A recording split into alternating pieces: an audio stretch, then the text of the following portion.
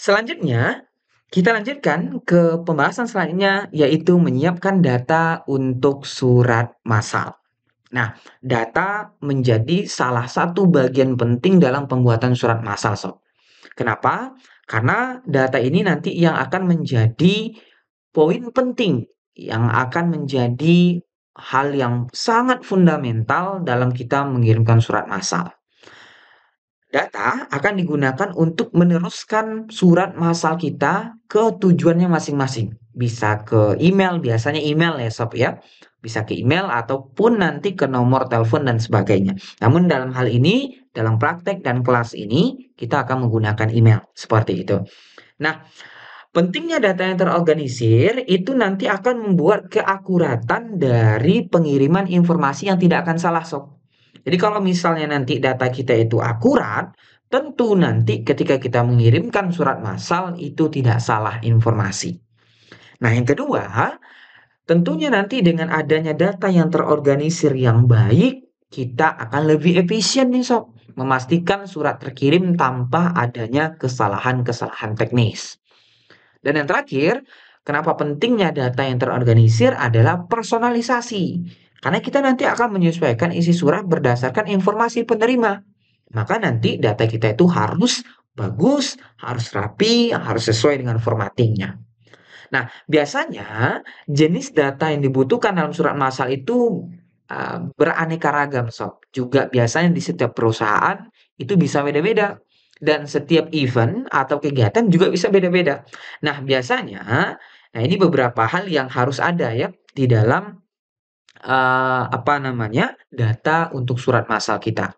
Nah, informasi utama ini yang harus ada, Sob. Biasanya harus ada nama lengkap ya, penerima dan juga alamat email atau alamat posnya. Biasanya alamat email karena kita menggunakan nanti adalah email gitu ya.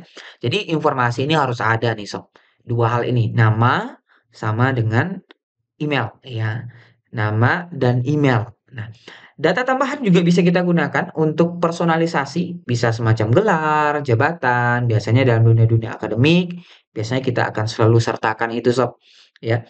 Bisa juga lokasi atau wilayah atau preferensi atau riwayat interaksi kita, itu juga bisa kita tambahkan. Nah, format tertentu, kita bisa memastikan bahwa semua data kita diatur dalam kolom yang sesuai dengan spreadsheet kita. Spreadsheet itu istilah lain dari Excel ya Sob ya. Jadi spreadsheet itu ruang kerja yang bisa kita gunakan untuk nantinya mengolah data surat massal kita. Nah, sumber data surat massal ini banyak. Oke.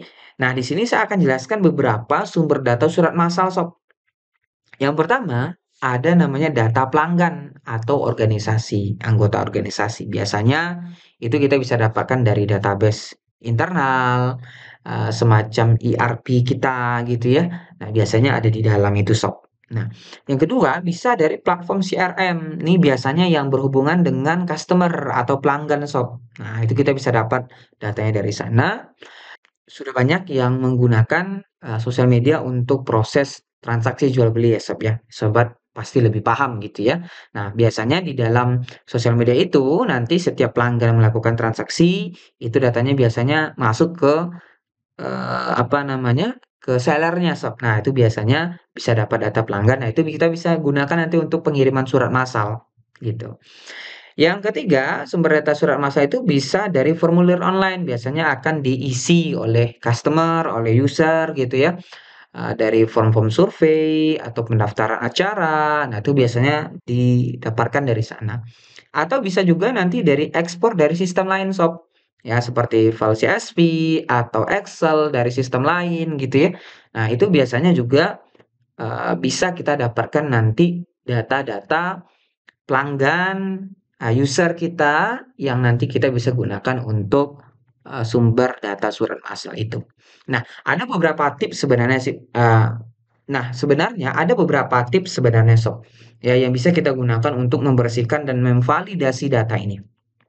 Ya, yang pertama yang harus kita pastikan adalah sesungguhnya data baik dari database internal, platform CRM, formulir online, ekspor dari sistem lain, ini biasanya Sob, itu pasti ada saja yang kadang itu nggak bagus gitu ya. Nggak bagus dalam hal apa nih? Bisa dalam apa formatnya yang tidak sesuai gitu ya. Tiba-tiba ada data yang kosong, ada yang terduplikasi, ada yang salah ejaan gitu. Nah, itu pasti biasanya ada aja yang terjadi seperti itu, Sob. Nah, ada beberapa tips yang bisa sobat untuk lakukan eee, membersihkan dan memvalidasi data. Yang pertama yang bisa sobat lakukan adalah hapus duplikasinya, Sob. Ya, hapus duplikasi. Pastikan nanti tidak ada alamat atau nama yang berulang, Sob, untuk kita mengirimkan surat massal itu. Yang kedua, periksa format, ya, terutama untuk email nih, Sob, ya. Email itu harus ada dan dot-nya, ya, apakah .com, .org, .ac.id dan sebagainya.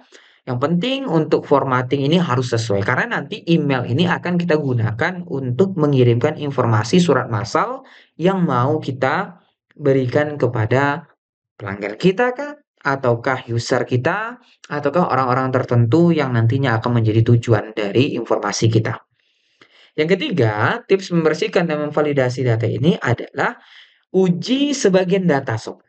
Uji coba ke beberapa penerima untuk memastikan format kita ini sudah benar. Ya.